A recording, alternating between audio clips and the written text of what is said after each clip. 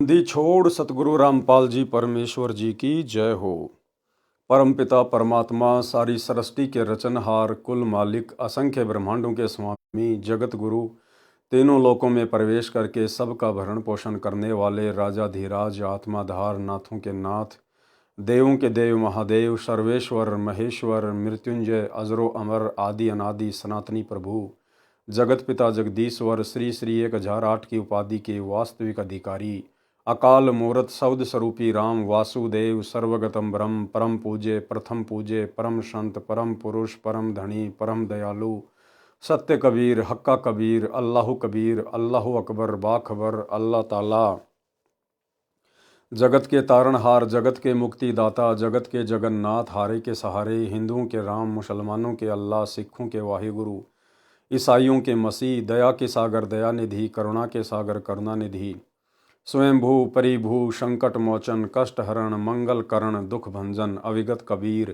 निर्विकार निर्विषम परमात्मा अलय अलेख सतगुरु आदि अनादि सतगुरु असली मर्यादा पुरुषोत्तम असली राम असली कृष्ण असली घनश्याम असली मुरारी राजाओं के राजा महाराजाओं के महाराजा शहंशाहों के शहंशाह सम्राटों के सम्राट भगवानों के भगवान अल्लाहों के अल्लाह प्रभुओं के प्रभु मसीहाओं के मसीह सच्चे वाहिगुरु बाबाओं के बाबा पीरों के पीर सेठों के सेठ जगत सेठ सावड़सा सेठ सर्वगुण संपन्न अनंत कोटि कलाओं के स्वामी अनंत कोटि ब्रह्मांडों के नायक योगियों में महायोगी ध्यानियों में महाध्यानी सिद्धों में परम सिद्ध ज्ञानियों में तत्वज्ञानी ब्रह्म ज्ञानी महाज्ञानी परम ज्ञानी सर्वश्रेष्ठ ज्ञानी विज्ञानी युवा कबीर समरथ कबीर असमवात अमित ओझा सच्चे रहनुमा करीम अल्लाह सुभान अल्लाह दुनिया के अंतिम पैगंबर 8 सितंबर 1951 से गांव धनाना जिला सोनीपत हरियाणा भारतवर्ष की पावन भूमि पे प्रकट रियल कल की भगवान श्री नारायण साकार हरि श्री बाबा साहेब शब्द स्वरूपी राम संत शिरोमणि सतगुरु रामपाल जी परमेश्वर जी के चरण कमल में साध संगति से जुड़े हुए देश विदेश से हम सभी सत्सेवक भाई बहनों का अनंत कोटि दंडवत प्रणाम। सत्साई भाई और बहनों, दया पूज्य गुरुदेव भगवान की सतगुरु रामपाल जी परमेश्वर जी की जिनके विशेष आशीर्वाद से जिनके विशेष रहमो करम से आप और हम सभी साध संगति से जुड़े हुए सत्सेवक भाई बहन गुरुदेव के तत्व ज्ञान को आधार बनाकर अपनी आत्मा के कल्याण हेतु निरंतर भक्ति मार्ग पर आगे की ओर बढ़ रहे हैं। भाई और बहनों, गुरुदेव भगवान की विशेष रजा विशेष मेहर आप और हम सभी आत्माओं के ऊपर जो हमें भक्ति मार्ग से संबंधित गूढ़ रहस्य उन्हीं के कर कमल से लिखित पवित्र ग्रंथ मुक्ति बोध से जानने सुनने पढ़ने और समझने को मिल रहे हैं। तो भाई और बहनों, मुक्ति बोध के ऊपर वीडियो बनाने की श्रृंखला जारी है। इसी श्रृंखला में आज हमारा ये तीसरे नंबर का वीडियो है। आज के वीडियो में परमात्मा ने सुमिरन के अंग का सारांश बताया है जिसको अब हम आगे पढ़ेंगे। पवित्र ग्रंथ मुक्ति बोध पेज नंबर 17 सुमरन के अंग का सरलार्थ राग बिलावल से शब्द नंबर 17 भी पढ़ें। तत् कहन को राम है दूजा ना देवा ब्रह्मा विष्णु महेश से जाके करते हैं सेवा। तत् कहन को राम है दूजा नहीं देवा ब्रह्मा विष्णु महेश से जाके करते हैं सेवा। यानी एकमात्र परमात्मा कहने का अधिकारी देवता कहने का अधिकारी केवल कबीर परमात्मा है। इसके अलावा ब्रह्मा विष्णु महेश तो उनकी सेवा करते हैं, उनके नौकर तुल्य हैं। जप तप तीरथ थोतरे जाकी क्या आशा कोट यज्ञ पुण्य दान से जम कटे न फांसा। जप तप तीर्थ थोतरे जाकी क्या आशा, यानी सतगुरु के द्वारा जो भक्ति दी जाती है, जो दान धर्म करने की विधि बताई जाती है, सुमरण की विधि बताई जाती है, जो यज्ञ हवन बताया जाता है, उसके अलावा शास्त्र विरुद्ध जितने भी जप तप हैं तीर्थ हैं धाम हैं, आप चाहे कितनी उनकी यात्रा कर लो, कितना आप जी उन शास्त्र विरुद्ध मंत्रों का जाप कर लो, कितने आप जी व्रत कर लो, आपको किसी प्रकार से इस काल की जेल से छुटकारा नहीं मिल सकता। यम के दंड से कर्म दंड से छुटकारा नहीं मिलता। तो गुरुदेव भगवान कहते हैं कि उनकी हम क्या आशा करें जिनसे हमारा कोई काम ही ना सरे।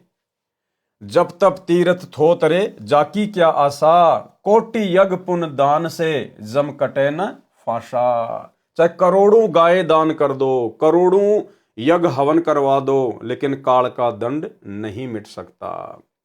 जप तप तीर्थ थो तरे जाकी क्या आशा, कोट यज्ञ पुण्य दान से जम कटे न फाशा।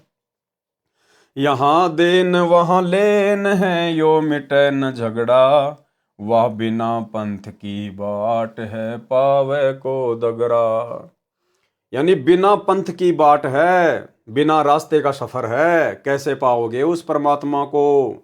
इस काल ने तो हमें कर्मदंड में फंसा के रखा हुआ है। यहाँ लेन वहाँ देन है, यहाँ पर भक्ति करो जैसी भी आपको बता दी गई है, अपना भक्ति धन जमा करो और ऊपर जाकर ऊपर के लोकों में उसको समाप्त कर दो, अपने वो पुण्य भोग कर।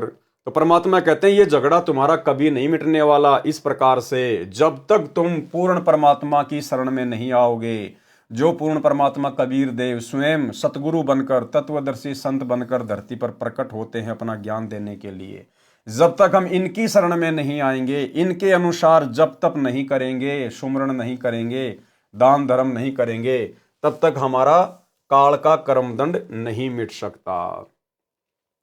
यहाँ देन वहाँ लेन है यो मिटे न झगड़ा, वहाँ बिना पंथ की बाट है पावे को दगरा।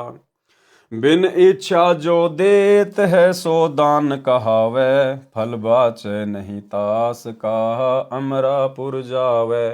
परमात्मा गुरुदेव भगवान हमें दान करने की विधि बता रहे हैं कि सबसे पहली बात तो ये कि दान हमेशा सुपात्र को किया जाता है। गुरु बिन माला फेरते गुरु बिन देते दान, गुरु बिन दोनों निष्फल है चाहे पूछो वेद पुराण। गुरु बिन दान पुण्य जो करही, मिथ्या होय कभू न फल ही।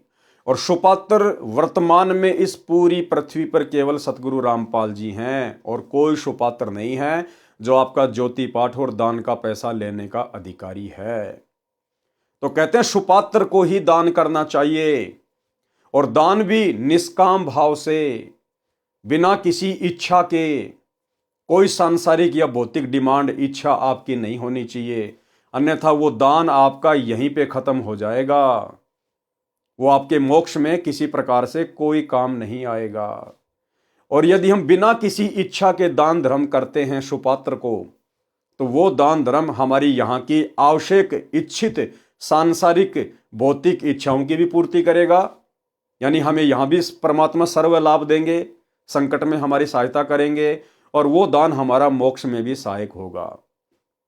इसलिए गुरुदेव भगवान साधक को कह रहे हैं कि जब भी आप दान पुण्य करो, ज्योति पाठ करो, तो निष्काम भाव से करो, मन में कोई इच्छा मत रखो सिवाय मोक्ष के, आत्म कल्याण के, फिर वो दोनों जगह काम करेगा।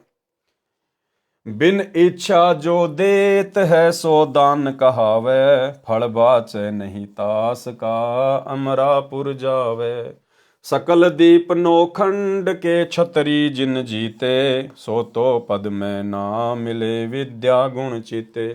सकल दीप नौखंड के छतरी जिन जीते, और सोतो पद में ना मिले विद्या गुण चीते। यानी परशुराम जैसे जिन्होंने पूरी पृथ्वी के क्षत्रियों को काट दिया था, कहते हैं वो भी इस जंग को जीत नहीं पाया, यहीं काल के चक्कर में फंसा हुआ है जन्म और मरण में, क्योंकि बिना सतगुरु की सत भक्ति के यमदंड मिट ही नहीं सकता।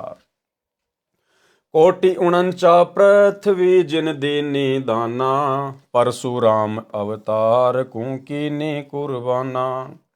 कंचन मेर सुमेर रे आए सब माही, काम धेनु कल वृक्ष रे सोदान कराही। सुर नर मुनि जन से वही सनकादिक ध्यावे, शेष सहस मुख रटत है जक पार ना पावे। यानी भाई और बहनों, आप और हमारा सौभाग्य देखिए, आप वर्तमान में इस कलयुग की पिछली पीढ़ी में जिस पूर्ण परमात्मा को, कबीर देव को, सतगुरु रामपाल जी परमेश्वर जी को, जो कि भक्ति और मुक्ति के दाता हैं, कहते हैं सुर नर मुनिजन। सुर यानी जितने भी देवता हैं, नर यानी जितने भी इंसान हैं, बड़े बड़े साधक हैं, मुनिजन सेव ही यानी जिसकी पूजा करते हैं, शनकादिक ध्यावें, शेष सहस यानी जो शेष नाग है वो भी अपने 1000 मुख से उस परमात्मा का नाम रटता है, जपता है, लेकिन उसके बाद भी वो उस पूर्ण परमात्मा की गति को प्राप्त नहीं हो पा रहे, उनको वो वास्तविक नाम प्राप्त नहीं है, इन सबको वो वास्तविक सतगुरु प्राप्त नहीं है, जो बड़े सौभाग्य से आज आप और हमें प्राप्त है। तो उनके द्वारा किए जाने वाला इतना प्रयास भी विफल है, बेकार है। और आप और हमें आज वो परमात्मा मिल गया जिनकी सत्य भक्ति से थोड़े समय में यदि हम मर्यादा में रहकर इस भक्ति मार्ग पर डटे रहे तो हम पूर्ण मोक्ष प्राप्त कर सकते हैं। तो आप और हम भाई बहन, बिचली पीढ़ी वाले, ये सुर नर मुनिजन सनकादिक शेषनाग, इन सब से कितने परम सौभाग्यशाली हैं। सुर नर मुनिजन से वही सनकादिक ध्यावे, शेष सहस मुख रटत है जाका पार ना पावे। ब्रह्मा विष्णु महेश रे देवा दरबारी, शंख कल्प युग हो गए जाके खुले न तारी।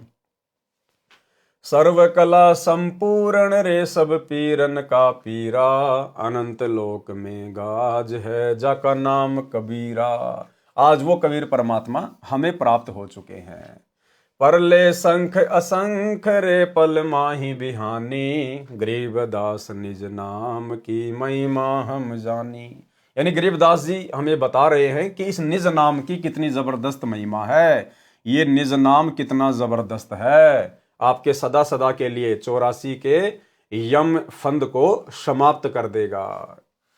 वाणी नंबर 1-2।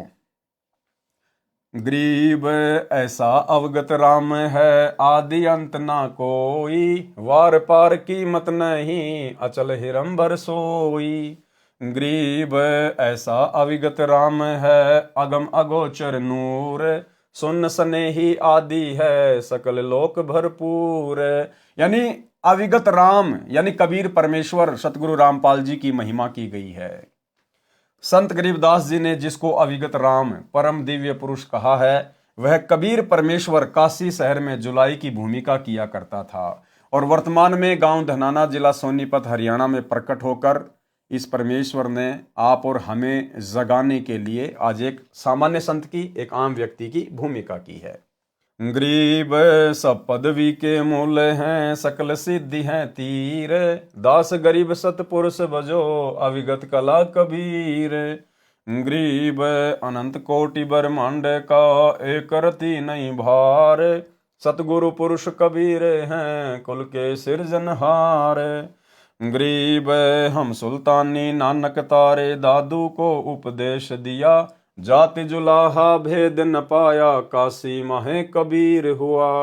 यही सतगुरु रामपाल जी जिन्होंने 650 साल पहले काशी में कबीर जुलाही की भूमिका की।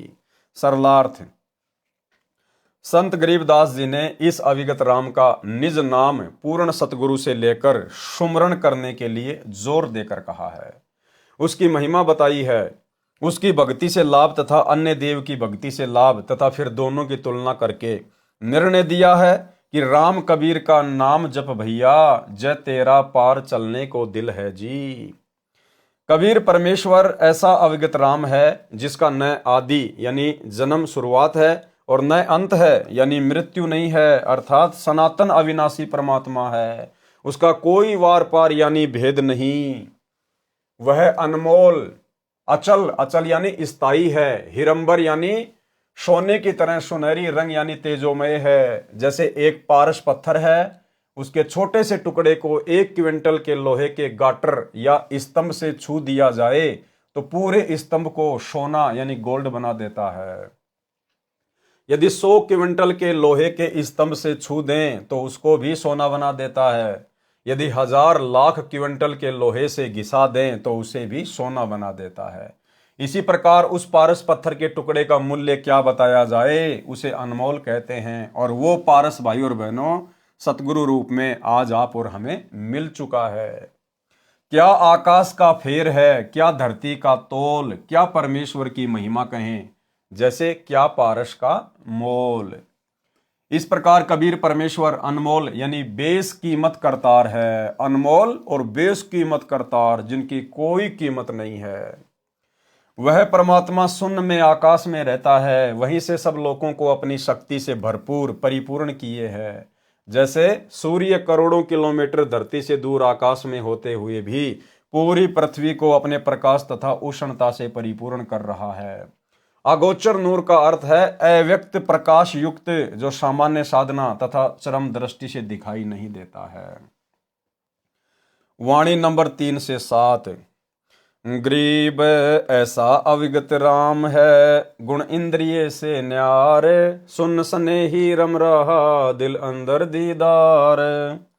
गरीब ऐसा अविगत राम है, अपरंपार अल्लाह, कादर को कुर्बान है, वार पार नहीं था। गरीब ऐसा अविगत राम है, कादर आप करीम, मीरा मालिक मेहरबान, रमता राम रहीम। गरीब अलय अविगत राम है, बेच गुण चित माही, शब्द अतीत अगाध है, निर्गुण सरगुण नाही।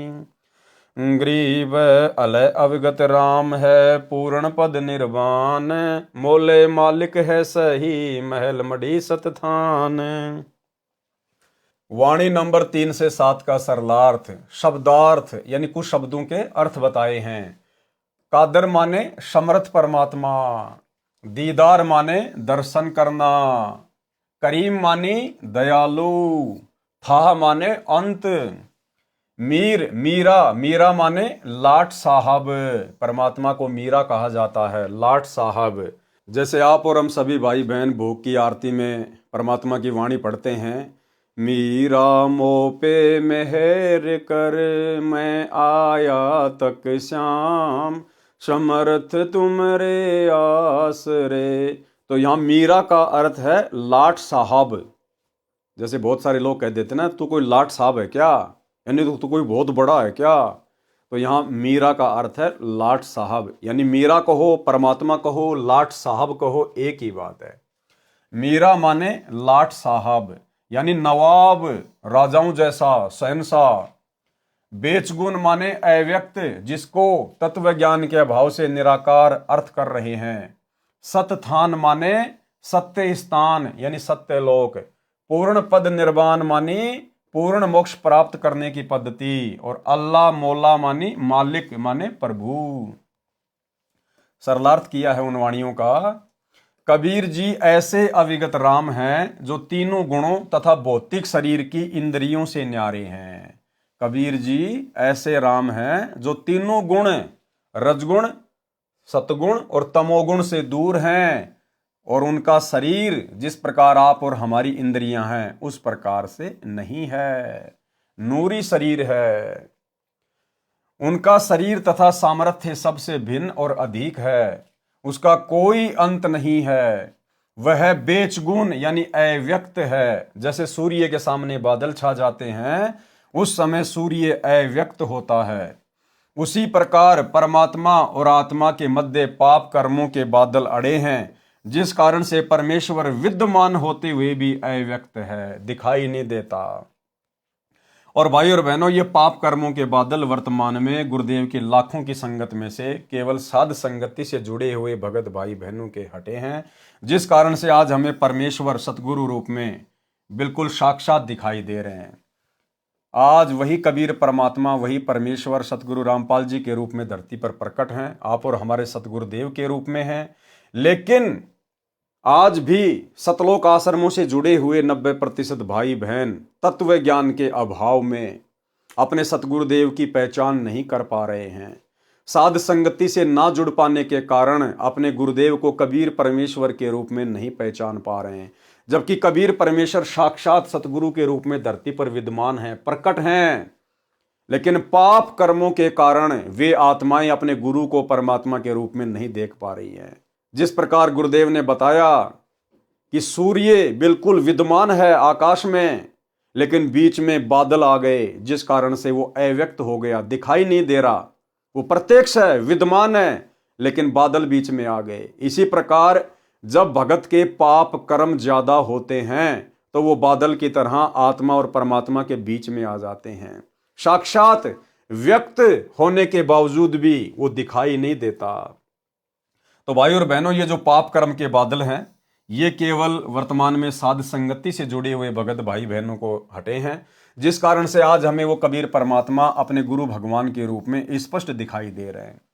और हमने घर घर में परमेश्वर का आसन लगा दिया, सभी सत्सेवक भाई बहनों ने परमेश्वर का बेड लगा दिया, और गीता अध्याय 3 श्लोक 13 के अनुसार इस परमेश्वर को, पूर्ण परमात्मा को प्रतिदिन भोग लगाया जाता है, भोग की आरती के साथ।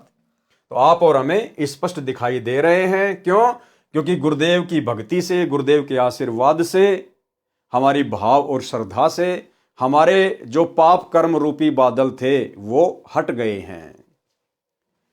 उसी प्रकार परमात्मा और आत्मा के बीच पाप कर्मों के बादल अड़े हैं, जिस कारण से परमेश्वर विद्यमान होते हुए भी अव्यक्त है, दिखाई नहीं देता। ग्रीब जैसे सूरज के आगे बदरा, ऐसे कर्म छयारे, प्रेम की पवन करे चितमंजन, झलके तेज नयारे। भावार्थ, सत्य साधना शास्त्रोक्त विधि से करने से परमात्मा के प्रति प्रेम उत्पन्न होता है। सुमरण यानी सुमरण करना, जाप करना। सुमरण करते समय या परमेश्वर की महिमा सुनते तथा परमात्मा का विचार आने पर प्रभु प्रेम में आंसू बहने लगते हैं। कौन से प्रभु के प्रेम में? सतगुरु को याद करके, सतगुरु की मनमोहिनी सलोनी सूरत को याद करके। यदि भगत की आंखों में आंसू आते हैं तो समझो उसके पाप कर्म धीरे धीरे समाप्त हो रहे हैं, जो पाप कर्म नाश होने का प्रतीक होता है। जैसे तेज वायु चलने से बादल तितर बितर हो जाते हैं, सूर्य का प्रकाश स्पष्ट नया ताजा दिखाई देने लगता है, इसी प्रकार नाम जाप से उत्पन्न प्रेम की आंधी से आत्मा तथा परमात्मा के सामने से पाप कर्म रूपी बादल तितर बितर हो जाते हैं। फिर परमेश्वर जी दिव्य दृष्टि से दिखाई देते हैं। तो भाई और बहनों, आज आप और हमारी दिव्य दृष्टि खोल रखी है गुरुदेव भगवान ने, तब हमें कहीं जाकर गुरु में परमात्मा के दर्शन हो रहे हैं, क्योंकि ये हमारी दिव्य दृष्टि खुलने का प्रतीक है। उसका नूर यानी प्रकाश पहले अगोचर था, फिर दिव्य दृष्टि गोचर हुआ। उसी परमेश्वर की भक्ति से पूर्ण निर्वाण यानी पूर्ण मोक्ष प्राप्त होता है। वह मौला परमात्मा शतधाम शतलोक में रहता है। सुमरण के अंग की वाणी नंबर 8 से 12। ग्रीब अलय अविगत राम है, निराधारों का आधार, नाम निरंतर लीजिए रोम रोम की लार। यानी वो अविगत अलय राम यानी कबीर परमात्मा जो वर्तमान में सतगुरु के रूप में धरती पर प्रकट है, वो निराधारों का आधार है, जिसका सब कुछ लुट पिट चुका हो, जो बेसहारा हो, जिस आत्मा का कोई आधार नहीं हो, वो परमात्मा उसका आधार है। यदि हम उसकी शरण में आ जाते हैं तो। ग्रीब अलय अवगत राम है, निराधारों आधार, नाम निरंतर लीजिए रोम रोम की लार। ग्रीब अलय अवगत राम है, निर्वाणी निर्बंध, नाम निरंतर लीजिए ध्यान चकोरा चंद। यानी वो परमात्मा मोक्ष प्राप्त है, निर्वाणी है, निर्बंध है, उसकी शक्ति का कोई वारन पार नहीं है, अथाह है। यानी गुरुदेव भगवान की महिमा की गई है। ग्रीब अलय अवगत राम है, निर्वाणी निर्बंध, नाम निरंतर लीजिए ध्यान चकोरा चंद।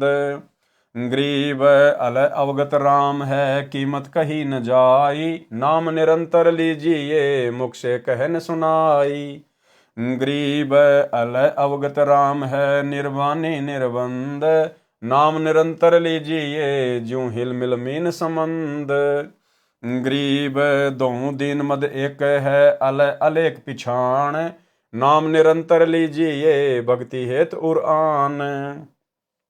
वाणी नंबर 8 से 12 का सरलार्थ। अब गुरुदेव इन वाणियों का सरलार्थ लिख रहे हैं। उस अविगत राम कबीर के निज नाम यानी वास्तविक नाम का जाप सुमरण निरंतर करो। यानी जिस भी भगत भाई को प्रथम नाम मिला है या सतनाम मिला है या गुरुदेव से सार नाम मिला है, उसको निरंतर अन्य समस्त चिंताओं का परित्याग करके और निरंतर उस नाम का सुमरण करते रहना चाहिए। जिनका कोई आधार नहीं, उनका आश्रय वही परमात्मा है। जिनका कोई आधार नहीं, जो बेसहारा हैं, उनका आधार, उनका सहारा वही परमात्मा है, गुरुदेव भगवान है। वह परमात्मा निर्वाणी यानी पूर्ण मोक्षदायक है, निर्बंध यानी स्वतंत्र है, उनके ऊपर किसी की हुकूमत यानी सत्ता नहीं चलती है। वह कुल का मालिक है। क्या कह रहे हैं भाई और बहनों? वह कुल का मालिक है। कौन? सतगुरु। विशेष संदेश नंबर 71, उसमें गुरुदेव भगवान कह रहे हैं कि ये काल ब्रह्म अर्जुन को गीता का ज्ञान देते समय कह रहा है कि अर्जुन, यदि तुझे पूर्ण मोक्ष प्राप्त करना है तो गीता अध्याय 4 श्लोक 34 में वर्णित उस तत्वदर्शी संत की शरण में जा, उसको भली भांति दंडवत प्रणाम कर आधीनी के साथ पेश आ, तब वो महात्मा तुझे तत्व ज्ञान का उपदेश करेंगे और वही कुल का मालिक है। यानी काल ब्रह्म अर्जुन को कह रहा है कि वो तत्वदर्शी संत ही कुल का मालिक है, कुल का मालिक।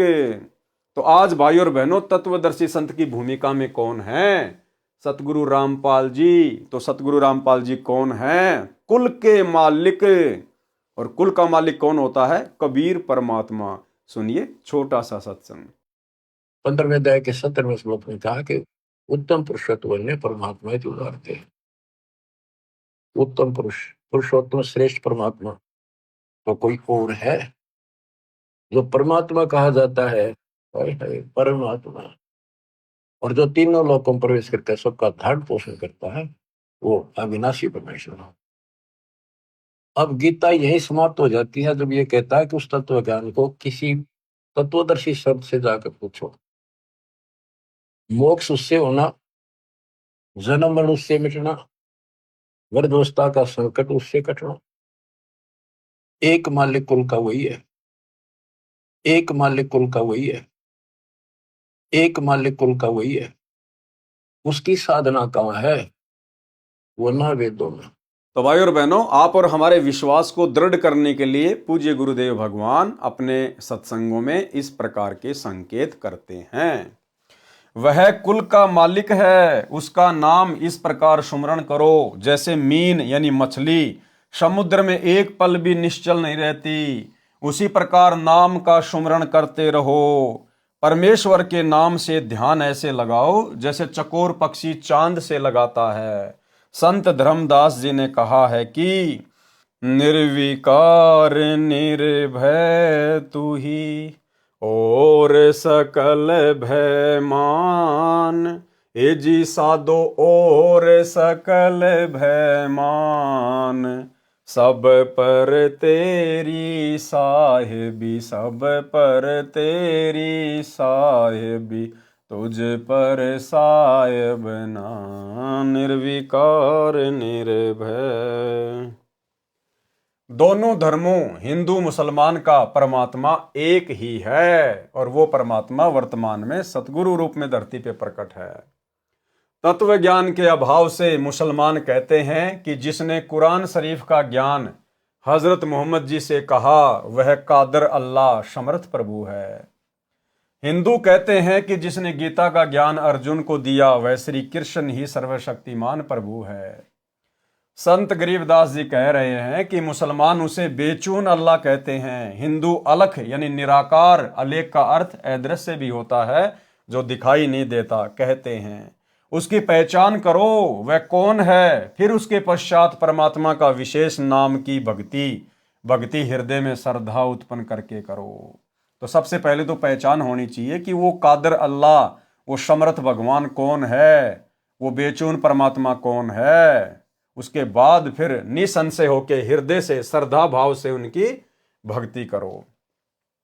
वाणी संख्या 13 से 16। गरीब अष्टकमल दल राम है, बाहर भीतर राम, पिंड ब्रह्मंड में राम है, सकल ठोर सब ठाम। गरीब सकल व्यापी सुनने में, मन पवना गए राख, रोम रोम धुन होते है, सतगुरु बोले साख।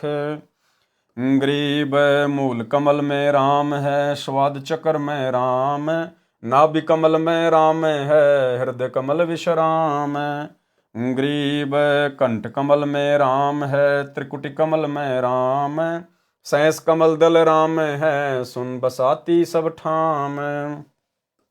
कहने का मतलब है भाई और बहनों, वो अविगित राम, वो कबीर परमात्मा, वो सतगुरुदेव भगवान इस पिंड और ब्रह्मांड में सब जगह व्यापक है। जैसे फूल में गंध होती है भले ही परमात्मा ने यहाँ के इस ब्रह्मांड को चलाने की जिम्मेदारी, एक नौकरी ब्रह्मा विष्णु महेश को, 33 करोड़ देवी देवताओं को या अन्य उपासकों को दी हुई है, लेकिन उस परमेश्वर की शक्ति के बिना वो देवी देवता भी एक कदम आगे नहीं बढ़ सकते। इसलिए हर जगह राम है, हर देवता में उस कबीर परमात्मा का वास है, हर जगह उस कबीर परमेश्वर का निवास है। वही एकमात्र वास्तव में अवगत राम है। उसी की शक्ति से, सतगुरु की शक्ति से ही सब कुछ चलायमान हो रहा है।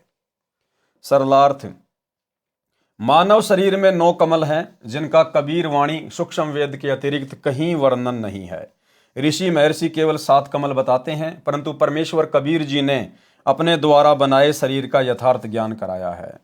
वाणी नंबर 13 में कहा है कि अष्ट कमल में भी राम है। अष्ट कमल दल में अक्षर पुरुष परब्रह्म का प्रसारण केंद्र है।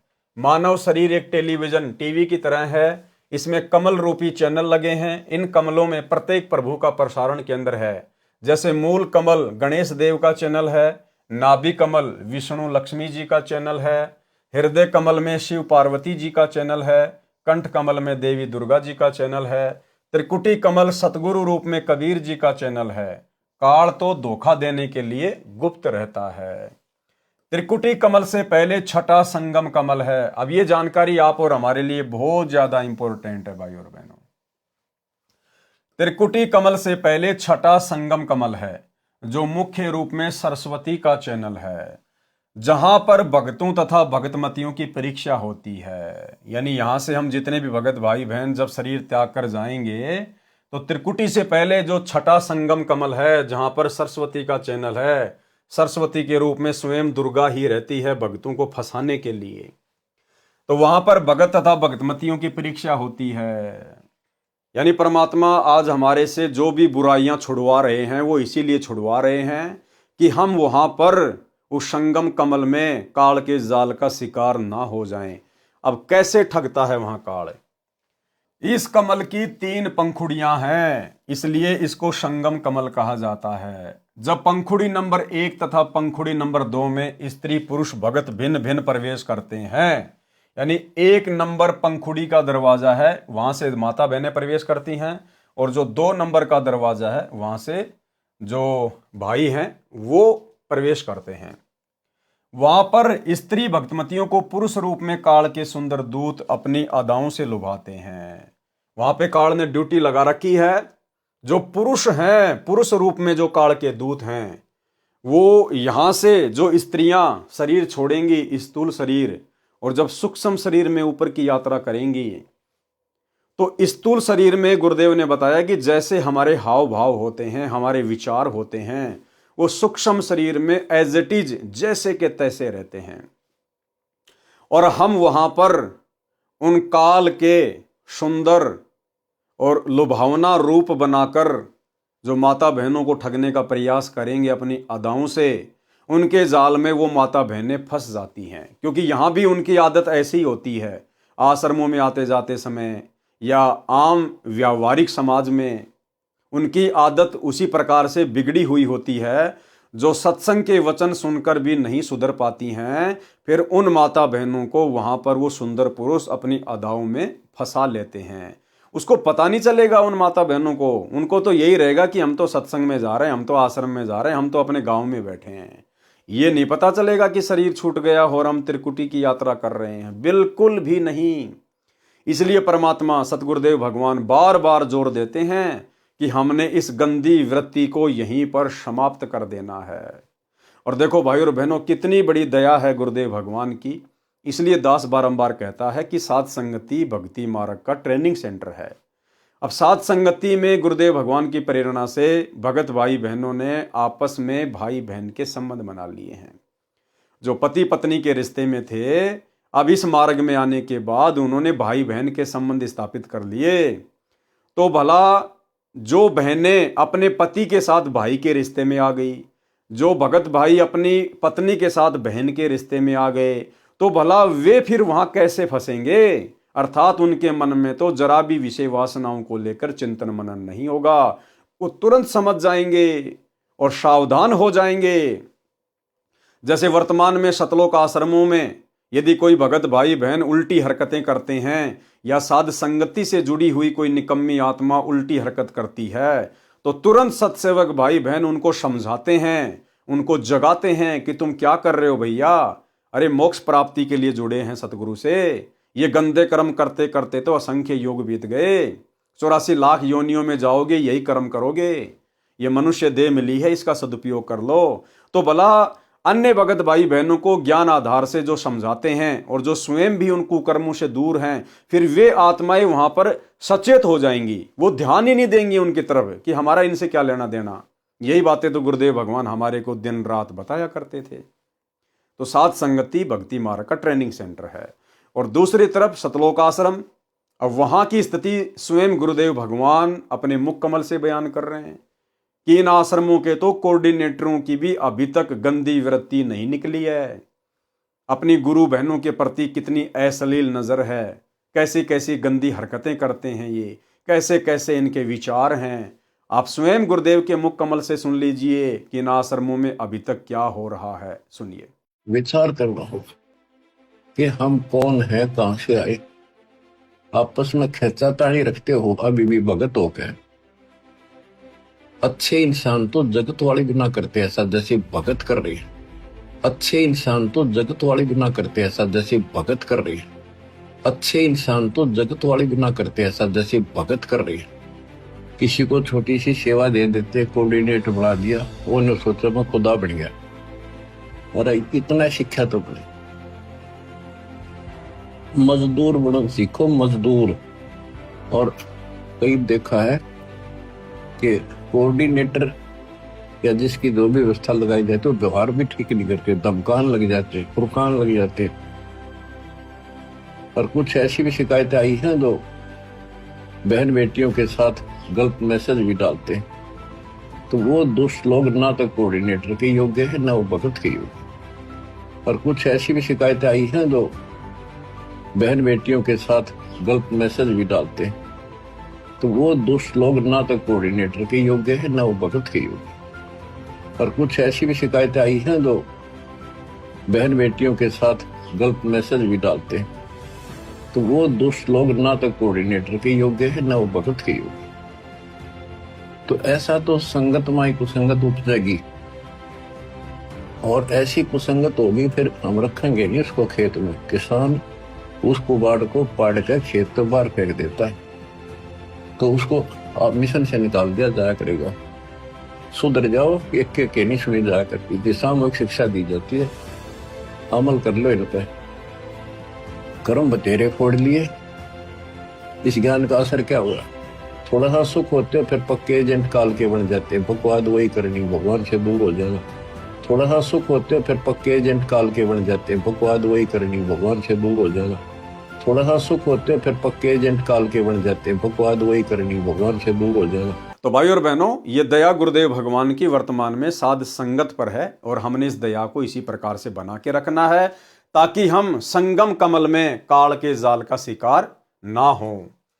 वहां पर स्त्री भक्तमतियों को पुरुष रूप में काल के सुंदर दूत अपनी अदाओं से लुभाते हैं। जिन स्त्रियों का मन भक्ति के कारण निश्चल हो चुका है, यानी जिन माता बहनाओं का मन भक्ति के कारण निश्चल हो गया है, डगमग नहीं है, वे उनके जाल को समझकर अपने गंतव्य की ओर बढ़ जाती हैं।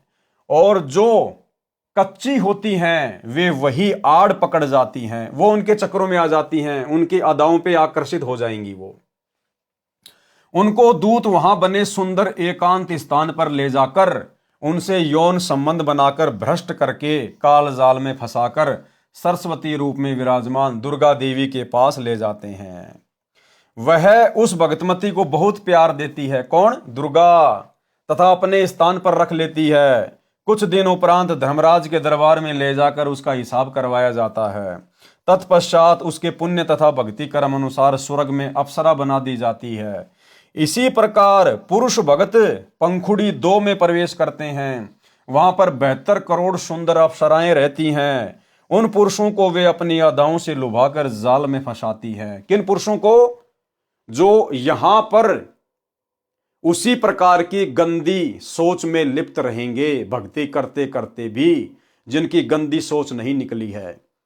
जैसे कुछ ही समय पहले सात संगति से दो आत्माओं को निकाला गया है, भगत राजेश दास और एक भगतमती थी, उसका नाम मुझे वर्तमान में ध्यान नहीं आ रहा।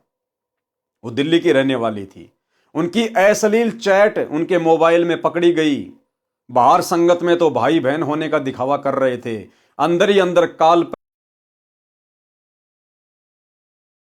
टूटी, पता नहीं चलेगा बिल्कुल भी। तो हमने तो हमेशा यही सोच के भक्ति करनी है कि हम तो त्रिकुटी पे खड़े हैं, और यदि हमसे जरा सी भी चूक हो गई अब हमारा तो सारा बना बनाया काम बिगड़ जाएगा। तो उन दोनों के लिए वो जयपुर की सात संगति वो त्रिकुटी थी, त्रिकुटी। और वहां से उनको परमेश्वर ने रिजेक्ट मार दिया, क्योंकि ये गंदगी भक्ति मार्ग में नहीं चलेगी। अगर भक्ति करते करते हमारी ऐसी गंदी सोच रही तो फिर हम वहां पर संगम कमल में काल के उन दूतों के हत्थे चढ़ जाएंगे, उन अप्सराओं के हत्थे चढ़ जाएंगे, उन सुंदर पुरुषों के हत्थे चढ़ जाएंगे, और फिर हमें काल अपने जाल में फंसा के ले जाएगा। क्या फायदा फिर यहां पर इतना त्याग करने का, इतना दान करने का, इतनी भक्ति करने का। तो हमने सावधान रहना है। जो उस जाल को इस ज्ञान से समझ जाता है वह उनकी ओर देखता तक नहीं है। अपने गंतव्य का अर्थ है उद्देश्य वाले स्थान, यानी त्रिकुटी की ओर जाने वाली तीसरी पंखुड़ी वाले मार्ग की ओर चलते रहते हैं। यानी सतगुरु हमें संकेत करते रहेंगे, उस हिसाब से हम चलते रहेंगे। जो कच्चे भगत होते हैं, सत्संग में भी इसी तरह टेढ़े मेढ़े देखते रहते हैं, वे भी उन सुंदर जालिम अप्सराओं की अदाओं से आकर्षित होकर एकांत स्थान की ओर पेशाब या पानी पीने के बहाने खिसक जाते हैं। जैसे वो राजेश दास जयपुर की सात संगति में जिसको आउट कर दिया गया, वो सत्संग में बार बार मोबाइल फोन लेकर बाहर जाके, एक दीवार थी उसके नीचे बैठकर कि मुझे कोई नहीं देख रहा, अंदर सारे सात संगत वाले गुरुजी की महिमा कर रहे हैं, और वहां बैठकर वो बातें करता था, वो अश्लील चैटिंग किया करता था। तो इसी प्रकार से वहां होगा, वो अप्सराएं उस मजनू को पकड़ के ले जाएंगी एकांत स्थान पर, और उसको लगेगा मुझे यहां कोई नहीं देख रहा, मैं बिल्कुल सुरक्षित हूं। जैसे वो डंडे के पास में बैठ के मोबाइल पे बात कर रहा था कि मैं सुरक्षित हूं, लेकिन भैया सुरक्षित कोई नहीं है। जो कच्चे भगत होते हैं, सत्संग में भी इसी तरह टेढ़े मेढ़े देखते रहते हैं, वे भी उन सुंदर जालिम अप्सराओं की अदाओं से आकर्षित होकर एकांत स्थान की ओर पेशाब या पानी पीने के बहाने खिसक जाते हैं। आगे वह अप्सरा संकेत करके आगे आगे चल पड़ती है, पीछे पीछे मजनू भगत इधर उधर देखता हुआ अपने आप को सुरक्षित जानकर उस काल के कूप में गिरकर नष्ट हो जाता है। उसको भी कुछ दिनों उपरांत उसी अप्सरा के साथ धर्मराज की कोर्ट में भेजकर उसके कर्मों का हिसाब करवाकर स्वर्ग में कर्मानुसार देवपद या पारखत पद देकर उसको ठग लिया जाता है। इसलिए भाई और बहनों, गुरुदेव भगवान बार बार अपने सत्संग में कहते हैं कि पुण्यात्माओं, तुम त्रिकुटी की परीक्षा में फेल ना हो पाओ, इसके लिए तुम यहीं पर अपने धर्म कर्म को ठीक कर लो, अपनी सोच को ठीक कर लो। एक छोटा सा सत्संग जिसमें गुरुदेव बार बार त्रिकुटी की परीक्षा का जिक्र करते हैं, सुनिए। बताया जाता है कभी अपनी नियत किसी के दूसरे के धन पे या पराई स्त्री पे भूल कर सपने में भी नहीं करना।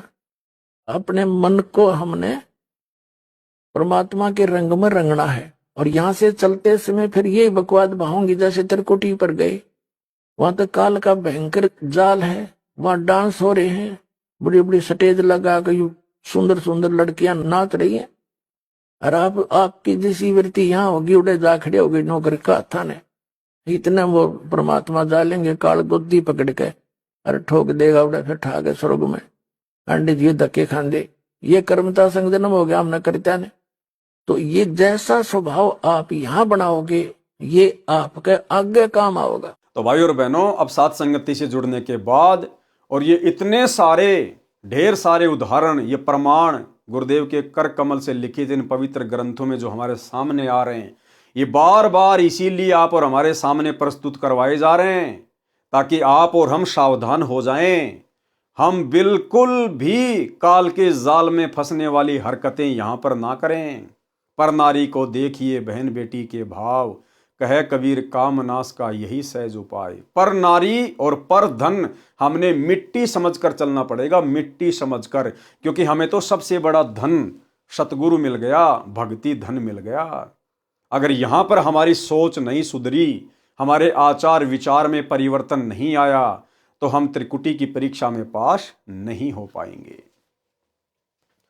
जो भगत या भगतमती परीक्षा पास करके उस तीसरी पंखुड़ी में यानी सत्य मार्ग पर चलकर त्रिकुटी में प्रवेश कर जाते हैं, वे एक परीक्षा से और गुजरते हैं। इस तीसरी पंखुड़ी के मुख्य द्वार को संगम कहते हैं। जैसे भारत देश के उत्तर प्रदेश के इलाहाबाद शहर के पास गंगा दरिया तथा जमुना दरिया एक हो जाती है, तीसरी दरिया सरस्वती नीचे से आकर मिलती बताई गई है, उस स्थान को संगम कहा जाता है। इसी प्रकार यह छठा कमल संगम कमल भी कहा जाता है। सातवां त्रिकुटी कमल है, इसमें दो पंखुड़ी हैं, एक सफेद तथा दूसरी काली। सफेद स्थान पर परमेश्वर कबीर जी सतगुरु रूप में विराजमान हैं। जैसे मेरे रामपाल दास से दीक्षा प्राप्त भक्तों के लिए मेरा रूप बनाकर परमेश्वर मिलते हैं, यानी होते तो गुरुदेव भगवान स्वयं ही हैं, ये स्वयं कबीर परमात्मा है, स्वयं ही ये सतगुरु हैं, लेकिन अपने आप को छुपाते हुए कह रहे हैं। दीक्षा प्राप्त भक्तों के लिए मेरा रूप बनाकर परमेश्वर मिलते हैं। काल ब्रह्म भी धोखा करने के लिए सतगुरु का रूप बनाता है। जिन भक्तों ने ज्ञान ठीक से समझ रखा होता है, वे सतनाम तथा सारनाम का सुमरण करके जांच करते हैं। सुमरण के पश्चात भी यदि सतगुरु रूप है तो वास्तविक परमेश्वर है। यदि नकली सतगुरु काल ब्रह्म होगा तो सुमरण से उसका नकली सतगुरु रूप समाप्त हो जाएगा। अब भाइयों और बहनों, ये दंडोत प्रणाम करके सतगुरु रूप में किसी अन्य की पहचान करने का फॉर्मूला भी केवल साध संगतियों में ही है। सतलोक आश्रमों से जुड़े हुए भाई बहनों को, सतगुरु रामपाल जी परमेश्वर जी के बेटा बेटी भाई बंधु रिश्तेदारों को, इनको किसी को दंडोत प्रणाम तक भी करना नहीं आता है। जो विधि गुरुदेव भगवान ने बताई है उस विधि से ये लोग दंडोत प्रणाम नहीं करते, तो भला त्रिकुटी पर ये लोग कैसे बच पाएंगे? क्योंकि उस समय पता तो चलेगा ही नहीं कि मैं आश्रम में हूं, अपने घर पे हूं, या त्रिकुटी पे हूं, या किसी संत समागम में हूं। तो जब आज ही ये इतने बड़े बड़े भगत, आश्रम संचालक, बड़े बड़े कोऑर्डिनेटर, गुरुदेव का परिवार, जब आज ही इन लोगों को दंडोत प्रणाम करने की सही विधि का ज्ञान नहीं है कि भैया कैसे मंत्र जाप करना चाहिए, कैसे हमने दंडोत प्रणाम करना चाहिए, तो भला उस समय इनकी क्या हालत होगी। तो ये दया भी परमात्मा ने अपने गुरुदेव को यथार्थ दंडोत प्रणाम करने की साथ संगत वालों के ऊपर ही बख्शी है। यदि नकली सतगुरु काल ब्रह्म होगा तो सुमरण से उसका नकली सतगुरु रूप समाप्त हो जाएगा, काल रूप दिखाई देगा। यह घटना केवल उसी भगत को दिखाई देगी जिनको ये ज्ञान याद है, और जिनको ज्ञान याद नहीं रहता वे वहां असफल हो जाते हैं। कहने का मतलब है, जो भगत भाई बहन इस पृथ्वी पर भक्ति करते करते जब उनका शरीर छूटता है, उस समय तक यदि वो मर्यादा में नहीं है, तो उस समय वो कितना यत्न कर लेना, कितना त्रिकुटी पे वो प्रयत्न कर लेना, कितना वो सुमरण कर लेना, उस समय काल के जाल से वो नहीं बच सकते। और जो भगत भाई बहन पूर्ण मर्यादा में हैं, जिनकी सुरती सतलोक में लगी हुई है, उनको तो परमात्मा बाईपास ले जाएगा, त्रिकुटी वरकुटी के झंझट में नहीं डालेगा परमात्मा। तुम कर दो पल में पार हो जा रजा थारी। ये त्रिकुटी वाली यात्रा तो परमेश्वर उन आत्माओं से करवाएंगे जो आत्माएं यहां पर भक्ति करते करते भी मर्यादा में नहीं रह पाई, काल के पक्ष में पहुंच जाते हैं, जन्म मरण के चक्कर में फंसकर करा कराया नष्ट करके जन्म मरण के चक्कर में रह जाते हैं। जो भगत परीक्षा में सफल हो जाते हैं उनको परमेश्वर कबीर जी सतगुरु रूप में साथ लेकर धर्मराय की कोर्ट में ले जाते हैं। वकालत करके ब्रह्म काल के स्तर के धार्मिक कर्मों का पुण्य वहां जमा कराकर भक्तों को अपने साथ ब्रह्मरंध्र के सामने त्रिवेणी पर ले जाते हैं। वहां सतनाम के ओम से दूसरे मंत्र का जाप करते हैं, ब्रह्मरंध्र का किवाड़ तुरंत खुल जाता है। आगे चलकर दो रास्ते हो जाते हैं, बाया रास्ता काल के ब्रह्मलोक में सहस्त्र कमल में चला जाता है, दाया रास्ता मिनी सतलोक की ओर जाता है। जो काल ब्रह्म के साधक हैं उनके लिए सहस्त्र कमल अष्ट कमल है, जिसमें ज्योति निरंजन का निवास है। ये ब्रह्म के पुजारियों का 8वां कमल है। परंतु इस स्थान पर केवल वह जा सकता है जिसको काल ब्रह्म किसी उद्देश्य से बुलाता है, या परमेश्वर कबीर जी का भगत सतनाम के सुमरण से ब्रह्मरंध्र को खोलकर जाता है। अब देखो भाई और बहनों, ये जितनी भी जानकारी है शरीर के कमलों से संबंधित है, ये जानकारी आप और हमारे विशेष कोई काम की नहीं है। ये तो परमात्मा केवल इसलिए लिख रहे हैं ताकि कोई ये ना समझे कि भाई कबीर जी अनपढ़ थे, उनको शरीर के कमलों का ज्ञान नहीं था, या गरीबदास जी अनपढ़ थे, उनको ज्ञान नहीं था, या सतगुरु रामपाल जी को संस्कृत नहीं आती, ये संत नहीं हो सकते, इनको ज्ञान नहीं है। ये तो केवल उन आत्माओं का भ्रम निवारण करने के लिए। यदि हमें विश्वास है कि आज हमें सच्चा गुरु मिल गया है, और विश्वास है कि हमारा गुरु ही कबीर भगवान है, और हमने भी गुरु को कबीर परमात्मा मान लिया, सारी रिहर्सल उसी प्रकार से हम कर रहे हैं। नकली भगवानों को हमने अपने घर से बाहर निकाल दिया। दाढ़ी मूंछ वाली कबीर जी की फोटो को हम भगवान नहीं मानते, ना हम जून के महीने में उसका कबीर प्रकट दिवस मनाते। और यदि हम मर्यादा में रहकर भक्ति कर रहे हैं तो भाई और बहनों, हमने इन कमलों की जानकारी से कोई लेना देना नहीं है। आगे का कार्य फिर कबीर परमेश्वर सतगुरु रामपाल जी का है। भाई और बहनों, यदि हमने जयपुर से दिल्ली जाना है और हमारे पास में बस का टिकट है और हम अपनी उचित सीट पर बैठ गए हैं और बस चल पड़ी है, तो हमने बार बार विंडो से मुंह निकालकर देखने की जरूरत नहीं कि दिल्ली कहां सी है, दिल्ली कहां सी है, क्या आ गया, क्या आ गया। अगर वो बस ओके है, आपकी टिकट पक्की है और आपकी सीट कन्फर्म है और आप बैठे हुए हैं, तो वो बस आपको दिल्ली ही ले जाकर उतारेगी। आपको बार बार देखने की जरूरत नहीं है दिल्ली आई नहीं आई, दिल्ली आई नहीं आई। तो यदि हमें सच्चा गुरु प्राप्त है और गुरु को हमने अपना भगवान मान लिया है और मर्यादा में रहकर भक्ति कर रहे हैं, तो फिर हमारा अगला कदम सतलोक में है। हमने इन कमलों से कोई लेना देना नहीं है।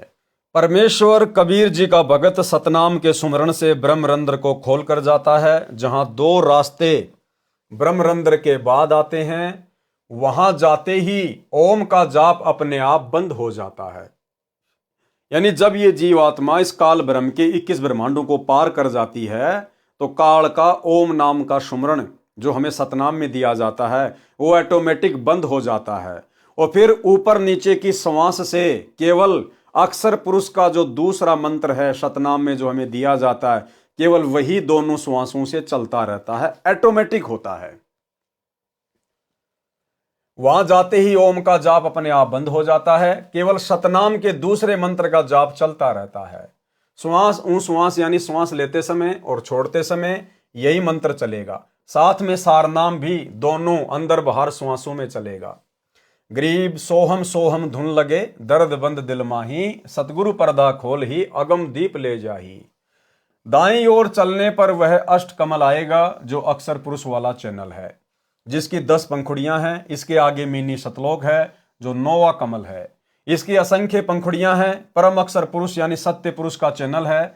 इस प्रकार प्रत्येक कमल में राम यानी प्रभु है, परंतु पूर्ण परमात्मा सत्य पुरुष कुल का मालिक होने से प्रत्येक कमल में अपनी अदृश्य शक्ति से विद्यमान रहता है, जैसे फूल में गंध रहती है। इस 9वें कमल का संबंध हृदय कमल जो चौथा कमल शिव पार्वती का है उसमें भी है। मिनी सतलोक वाला सीन दृश्य वहां भी टीवी की तरह एक कोने में चलता रहता है। वहां परमेश्वर अन्य रूप में होने से पहचान नहीं आता, उसे कोई ऋषि जानकर विशेष महत्व नहीं देते। संत गरीबदास जी ने कहा है कि सकल व्यापी यानी सब कमलों तथा सर्व ब्रह्मांडों में व्यापक परमात्मा शून्य यानी आकाश में रहता है, उसकी सत्ता सब पर है, वह सकल व्यापी यानी वासुदेव है। गीता अध्याय 3 श्लोक 15 में सर्वगतम ब्रह्म का अर्थ है सर्वव्यापी ब्रह्म यानी वासुदेव परम अक्षर ब्रह्म है। हे साधक, तू मन तथा श्वास को नाम मंत्र पर दृढ़ता से लगाए रखे। वाणी नंबर 17 से 21। गरीब अचल अभंगी राम है, गलता ना दमलीन, सुरत नृत्य के अंतरे बाजे अनहद बीन। गरीब राम कहा तो क्या हुआ, उर्मे नहीं यकीन, चोर मुसे घर लूटे ही 5-25 3। गरीब एक राम कहते राम हैं, जिनके दिल हैं एक, बाहर भीतर रम रहा पूर्ण ब्रह्म अलेख। गरीब राम नाम निज सार है, मूल मंत्र मन माही, पिंड ब्रह्मंड से रहित है, जननी जाया नाही। गरीब राम रटत ना ढील कर, हरदम नाम उचार, अमी महारस पीजियो यो तत् बारंबार। सरलार्थ, संत गरीबदास जी ने अपनी आंखों देखकर बताया है कि कबीर परमेश्वर ही अचल यानी स्थायी, अभंगी यानी कभी नष्ट न होने वाला, एवरलास्टिंग है। नाम का जाप सुरती तथा नृत्य से यानी ध्यान लगाकर करने से सतलोक में होने वाली धुन सुनाई देने लगेगी। यदि पूर्ण विश्वास के साथ राम नाम यानी दीक्षा में प्राप्त मंत्र का जाप नहीं किया तो नाम जपाने जप के बराबर है। उस साधक पर पांचों विकार काम क्रोध मोह लोभ अहंकार तथा प्रत्येक की 5-5 प्रकृति जो कुल 25 हैं तथा तीनों गुण रजगुण सतगुण तमगुण मिलकर ये चोर आपके जीवन रूपी श्वास धन को मुस रहे हैं यानी चुरा रहे हैं। मुसना यानी चोरी करना, तेरे शरीर रूपी घर को लूट रहे हैं। इसलिए गुरुदेव भगवान कहते हैं कि नाम को हमेशा विशेष कशक के साथ ही जाप करना चाहिए, सुरती नृत्य से ध्यान लगाकर, संसार की सभी चिंताओं से मुक्त होकर। कबीर चिंता तो हरि नाम की और न चिंता दास, और जो कोई चिंता नाम बिना सोए काल की फांस। जिन साधकों का दिल परमात्मा में रम यानी लीन हो गया वे एक परमात्मा का नाम जाप करके राम हो जाते हैं। कौन? जिन्होंने अपने गुरु को ही भगवान मान लिया, गुरु को ही परमात्मा मान लिया। एक परमात्मा में, यहां कहा जा रहा है एक परमात्मा में। तो सबसे पहले तो हमने पहचान करनी है कि एक परमात्मा कौन है। हमारे गुरुदेव भगवान है या वो दाढ़ी मूछ वाला नकली कबीर है। उसके बाद हमारी सुरती नृत्य लगेगी, हमारी पूरी श्रद्धा बनेगी। तो ये पहचान भी गुरुदेव के आशीर्वाद से उस एक परमात्मा की केवल सात संगत वाले भाई बहनों को हो पाई है कि वो एकमात्र कबीर परमात्मा सृष्टि का रचनहार सतगुरु रामपाल जी परमेश्वर जी हैं। जिन साधकों का दिल परमात्मा में लीन हो गया वे एक परमात्मा का नाम जाप करके राम हो जाते हैं, यानी आध्यात्मिक शक्ति प्राप्त करके देव के समान पद प्राप्त कर लेते हैं, यानी देवताओं जितनी आध्यात्मिक शक्ति वाले हो जाते हैं। परमात्मा शरीर के कमलों में तथा बाहर सब जगह विद्यमान है। वाणी नंबर 20-21। परमात्मा प्राप्ति के लिए साधना करने में राम नाम यानी गुरु जी से प्राप्त सत्य मंत्र ही निज सार हैं, यानी विशेष महत्व रखता है। वह मूल मंत्र मन में समाया रहे यानी निरंतर जाप करता रहे। वह परमात्मा जिसका जाप मूल मंत्र सार नाम है वह पिंड यानी शरीर तथा ब्रह्मांड से भिन्न आकाश में बने अमर धाम में रहता है। उसका जन्म किसी माता से नहीं हुआ, ना सतगुरु जननी जने जाके माना बाप, पिंड ब्रह्मांड से रहित है ना वहां तीनों ताप। वाणी नंबर 21। अब उस राम का सुमरण यानी सुमरण करने में ढील ना कर, प्रत्येक श्वास यानी हरदम से नाम का उच्चारण कर। यह सुमरण रूपी अमृत को पी ले। ये तत्व यानी निष्कर्ष है, बार बार इस नाम के जाप का आनंद ले। अमी महारस यानी अमर होने का महान मंत्र के जाप रूपी रस को पी ले, यानी निरंतर गुरुदेव भगवान ने हमें जो सुमरण दिया है हम उसका जाप सुरती नृत्य से करते रहें, मर्यादा में रहकर करते रहें, गुरु को कबीर परमात्मा मानकर करते रहें। वाणी नंबर 22-24। गरीब कोटि गऊ जे दान दे, कोटि जग जो नार, कोटि कूप तीरथ खैने मिटे नहीं जमार। गरीब कोटिक तीरथ व्रत करी, कोटि गज कर दान, कोटि असव विप्रो दिए मिटे न खेचा तान। गरीब पार्वती के उर्धरा अमर भीषण माही, सुखदेव की 84 मिट्टी निरालम निज नाम। यानी गुरुदेव भगवान हमें समझाना चाह रहे हैं कि बिना सतगुरु और बिना सतगुरु के सतनाम के आप चाहे कितने भी नकली नामों का जाप कर लो, राधे राधे श्याम मिला दे, हरे राम हरे कृष्णा ओम नमो भागवते, कुछ भी आप कितनी ही ये पुराणों के अनुसार गऊ दान में दे दो, कितने आप जी हवन यज्ञ करवा लो, कितने आप जी कुएं खुदवा लो, बावड़ियां खुदवा लो, तालाब खुदवा लो, कितने आप जी घोड़े दान में दे दो ब्राह्मणों को, लेकिन इस काल के साथ जो जन्म मरण की खींचातान है वो नहीं मिट सकती। वो तो केवल सतगुरु की शरण में आकर, सतगुरु को परमात्मा मानकर, और सतगुरु ने हमें जो दीक्षा मंत्र दिए हैं उनका अंतिम श्वास तक मर्यादा में रहकर सुमरण करने से ही कटेगा।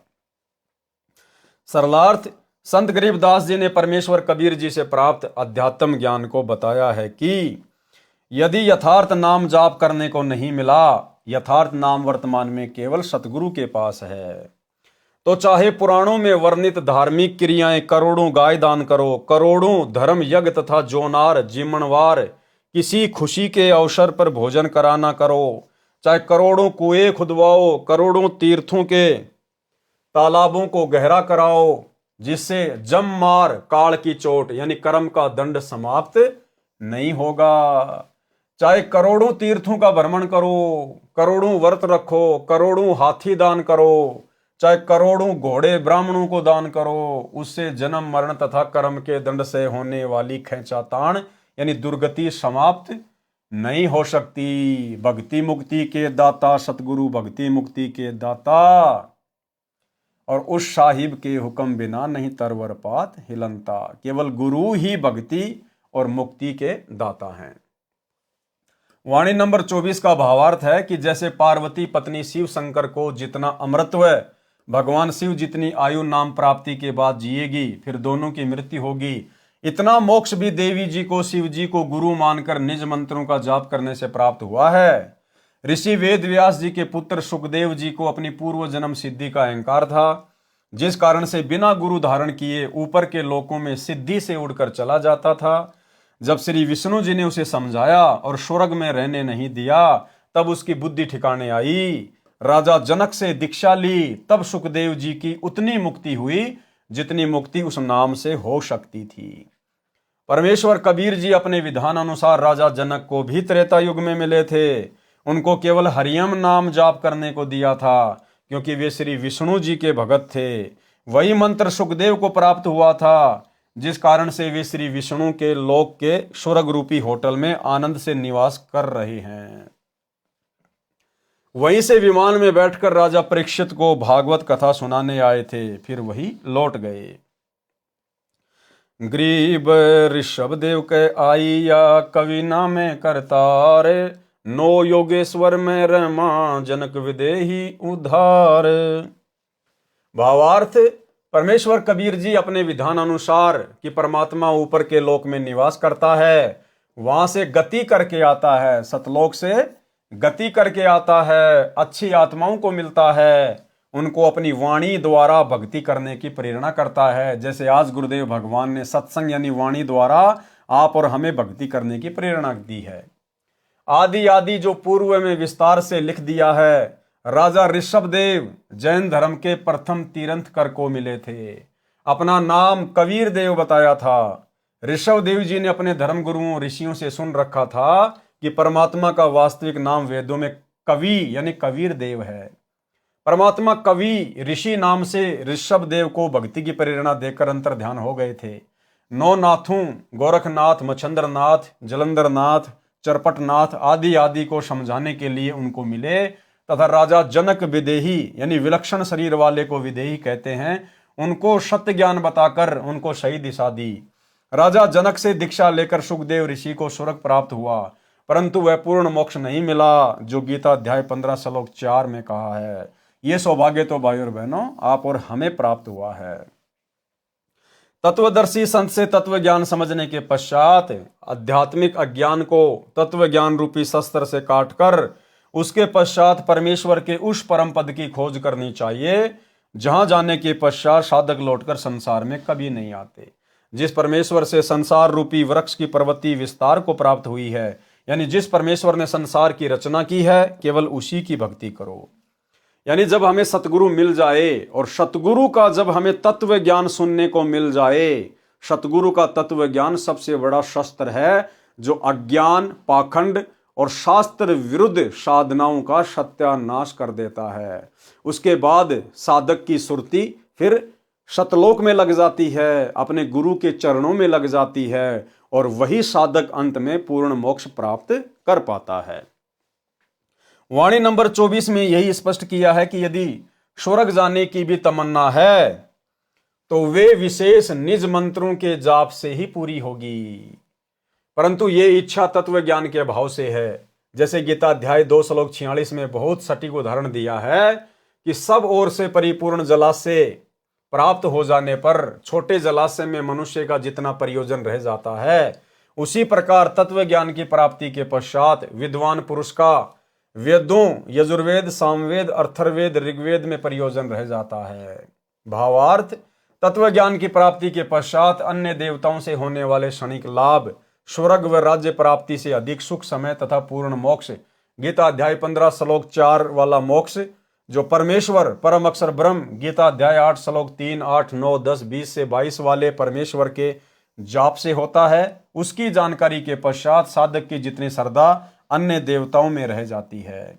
यानी जब हमें सतगुरु मिल जाएगा, सतगुरु से हमें पूरा तत्व ज्ञान मिल जाएगा, सृष्टि रचना का अनमोल ज्ञान सुनने को मिल जाएगा, अध्यात्म का दाना दाना सतगुरु हमें समझा देगा, उसके बाद हमारी आस्था यहाँ के देवी देवताओं के लोक में जाने की, स्वर्ग में जाने की बनेगी ही नहीं।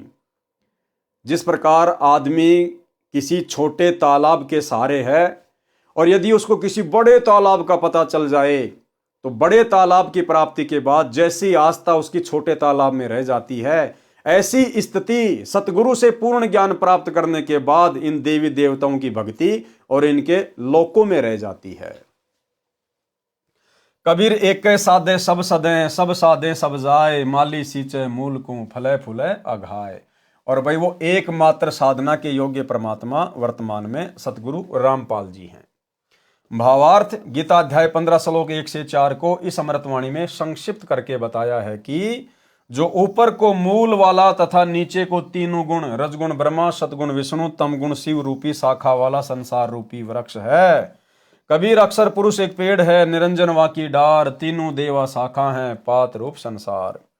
जैसे पौधे को मूल की ओर से यानी जड़ की ओर से पृथ्वी में रोपण करके जड़ की सिंचाई की जाती है, तो उस जड़ परमात्मा परम अक्षर ब्रह्म की पूजा से पौधे की परवरिश होती है। तब तना, डार, शाखाओं तथा पत्तों का विकास होकर पेड़ बन जाता है। छाया, फल तथा लकड़ी सर्व प्राप्त होती हैं, जिसके लिए पौधा लगाया जाता है। यदि पौधे की शाखाओं को यानी पौधे की टहनियों को मिट्टी में रोपकर जड़ों को ऊपर करके सिंचाई करेंगे तो भक्ति रूपी पौधा नष्ट हो जाएगा। इसी प्रकार एक मूल यानी भक्ति का मूल कौन होता है? सतगुरु, एक परमात्मा। इसी प्रकार एक मूल परम अक्षर ब्रह्म रूप परमेश्वर की पूजा करने से सर्वदेव विकसित होकर साधक को बिना मांगे फल देते हैं, जिसका वर्णन गीता अध्याय 3 श्लोक 10 से 15 में भी है। इस प्रकार ज्ञान होने पर भगत का प्रयोजन उसी प्रकार अन्य देवताओं से रह जाता है, जैसे झील की प्राप्ति के पश्चात छोटे जलाशय में रह जाता है। छोटे जलाशय पर आश्रित को ज्ञान होता है कि यदि 1 वर्ष बारिश नहीं हुई तो छोटे तालाब का जल समाप्त हो जाएगा, उस पर आश्रित भी संकट में पड़ जाएंगे। झील के विषय में ज्ञान है कि यदि 10 वर्ष भी बारिश न हो तो भी जल समाप्त नहीं होता।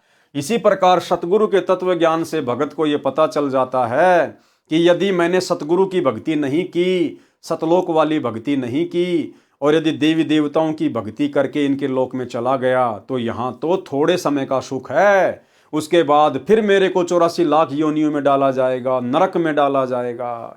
इसलिए फिर उस साधक की आस्था उन देवी देवताओं में और उनके लोकों में जाने की बनेगी नहीं। फिर वो केवल बड़ी झील के निकट जाने का प्रयास करेगा, सतलोक की भक्ति करेगा, जहां पर सर्व सुख हैं, अखंड सुख हैं। वह व्यक्ति छोटे जलाशय को छोड़कर तुरंत बड़े जलाशय पर आश्रित हो जाता है। भले ही छोटे जलाशय का जल पीने में झील के जल जैसा ही है, परंतु पर्याप्त व चिरस्थायी नहीं है। इसी प्रकार अन्य देवताओं रजगुण ब्रह्मा, सतगुण विष्णु, तमगुण शिव जी की भक्ति से मिलने वाले स्वर्ग का सुख बुरा नहीं है, परंतु क्षणिक है, यानी थोड़े समय के लिए है, पर्याप्त नहीं है। इन देवताओं तथा इनके अतिरिक्त किसी भी देवी देवता, पितर व भूत पूजा करना गीता अध्याय 7 श्लोक 12 से 15, 20 से 23 में मना किया है। इसलिए भी इनकी भक्ति करना शास्त्र विरुद्ध होने से व्यर्थ है, जिसका गीता अध्याय 16 श्लोक 23-24 में प्रमाण है। कहा है कि शास्त्र विधि को त्याग कर मनमाना आचरण करने वालों को न तो सुख प्राप्त होता है, न सिद्धि प्राप्त होती है, और न ही परम गति यानी पूर्ण मोक्ष की प्राप्ति होती है, अर्थात व्यर्थ प्रयत्न है। गीता अध्याय 16 श्लोक 23, इससे तेरे लिए अर्जुन कर्तव्य यानी जो भक्ति कर्म करने चाहिए और अकर्तव्य यानी जो भक्ति कर्म न करने चाहिए उसके लिए शास्त्र ही प्रमाण है।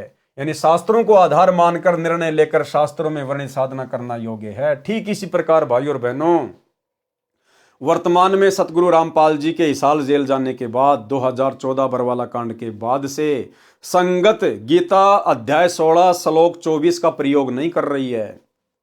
आज सतलोक आश्रम मैनेजमेंट हरियाणा ने, गुरुदेव के कलयुगी परिवार ने संगत को धर्म संकट की स्थिति में डाल दिया है। संगत को चौराहे पे लाके खड़ा कर दिया है। टोटल भक्ति विरुद्ध कर्म, और वो भी गुरु का आदेश बताकर पीले पर्चे निकाल निकाल कर करवाया जा रहा है। जैसे गांव धनाना में अपने आश्रम चलाने के लिए, गांव वालों को खुश करने के लिए 1 करोड़ रुपए की लागत से बैडमिंटन का स्टेडियम बना दिया, जो गुरु के विधान के विपरीत है।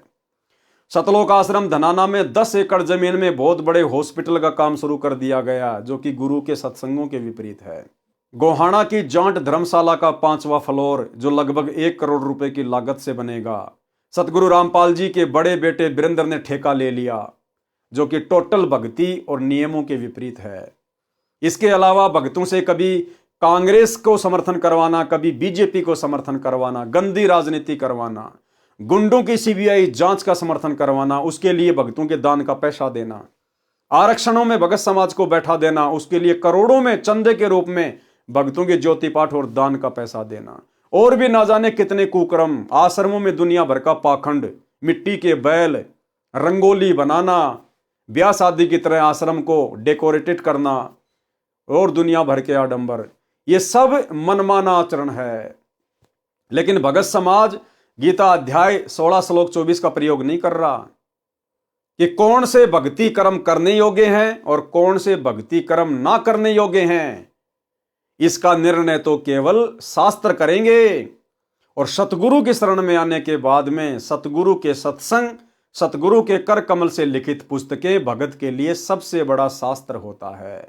और यदि गुरुदेव के सत्संग में इन सब कुकर्मों का उल्लेख नहीं है तो भाई और बहनों, फिर आप जी मनमाना आचरण कर रहे हैं। शास्त्र विधि को त्याग कर मनमाना आचरण जो आपसे वर्तमान में इन आश्रमों में करवाया जा रहा है। और हम सत्सेवक भाई बहन, हमने गीता अध्याय 16 श्लोक 24 को अपने काम में लिया।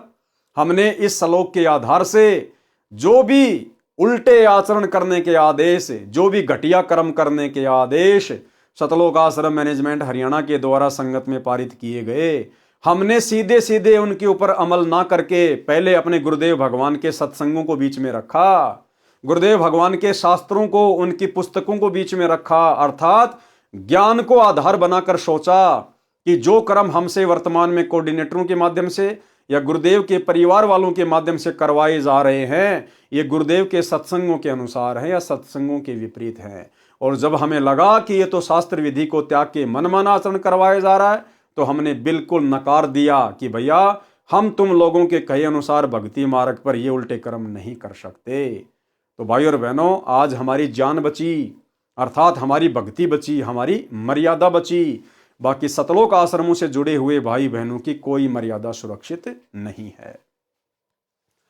वाणी नंबर 25, गरीब अगम अनाहद भूमि है, जहां नाम का दीप एक पलक बिछुड़े नहीं, रहता नैनों बीच। सरलार्थ, उस परमेश्वर का द्वीप यानी सतलोक अगम अनाहद, काल के तथा अक्षर पुरुष के लोकों से आगे वाली विशाल धरती है। अनहद माने जिसकी हद यानी सीमा ना हो। सतलोक विस्मित है, वह परमात्मा तत्व ज्ञान प्राप्त साधक की आंखों का तारा बनकर रहता है। अब देखो, बहुत सारे भगत भाई बहन शंका जाहिर करते हैं। वैसे तो गुरुदेव भगवान ने अपने सत्संगों में कई बार जिक्र किया है। तो कई भगत भाई बहन कहते हैं कि भगत जी मुझे अपनी आंखों के सामने जो है वो काली काली धारियां सी दिखाई देती हैं। कोई कहता कि वो मक्खी जैसी दिखाई देती है, आंखें बंद करते हैं तो भी वो दिखाई देती है। तो गुरुदेव ने बताया वो क्या है, वो आपकी भक्ति का पैमाना है। अगर आपको अपनी आंखों के सामने वो काली काली धाराएं दिखाई देती हैं, किसी को वो जो है मक्खी जैसी, तो किसी को लाइन जैसी, तो किसी को स्प्रिंग जैसी, अगर यूं नजर करेंगे तो वो इधर जाएगा, यूं नजर करेंगे तो इधर जाएगा, ऊपर देखेंगे तो ऊपर को जाएगा, आंखें बंद करेंगे तो भी वो दिखाई देगा। तो गुरुदेव ने बताया ये आपकी भक्ति कमाई है जो आपकी आंखों के सामने दिखाई देती है। और जिस भगत को ये दिखाई देता है इसका मतलब है कि सतगुरु सदा उसके साथ में है। सतगुरु एक क्षण भी उस भगत से दूर नहीं होता है। वो कमाई उसके पिछले जन्म की भी हो सकती है, वो कमाई उसकी वर्तमान भक्ति से भी हो सकती है। और उस कमाई को हमने सुरक्षित रखना चाहिए। यदि सतगुरु शरण नहीं है तो सतगुरु की शरण में अति शीघ्र आना चाहिए, अन्यथा थोड़े समय बाद वो रेखाएं दिखना बंद हो जाएंगी, हमारी बैटरी डिस्चार्ज हो जाएगी। और यदि हम सतगुरु की शरण में आ जाते हैं तो उसके बाद वो बढ़ती चली जाएंगी। ना बढ़ें तो भी कोई बड़ी बात नहीं है, समाप्त हो जाएं तो भी कोई बड़ी बात नहीं है। वो समाप्त भी सतगुरु के आशीर्वाद से होंगी। लेकिन एक बार आपको विश्वास दिलाने के लिए परमात्मा आपको दिखाता है कि आपकी भक्ति सही चल रही है और सतगुरु पल पल आपके साथ में है। वह परमात्मा तत्व ज्ञान प्राप्त साधक की आंखों का तारा बनकर रहता है। एक पल यानी एक क्षण भी दूर नहीं होता। भगत को आंखों के सामने कुछ रेखाएं दिखाई देती हैं, वे परमात्मा की भक्ति का सांकेतिक तोल माप है। वाणी नंबर 26 से 37। गरीब साहिब साहिब क्या करे, साहिब है प्रतीत, भैंस सिंह साहिब या पांडे गावे गीत। कि भाई साहिब साहिब क्या करते हो, साहिब तो विश्वास में है, प्रतीत यानी विश्वास। कहे कबीर सुनो बे साधो मैं तो हूं विश्वास में।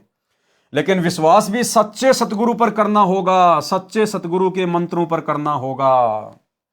गरीब साहिब साहिब क्या करे, साहिब है प्रतीत, भैंस सिंह साहिब भया पांडे गावे गीत।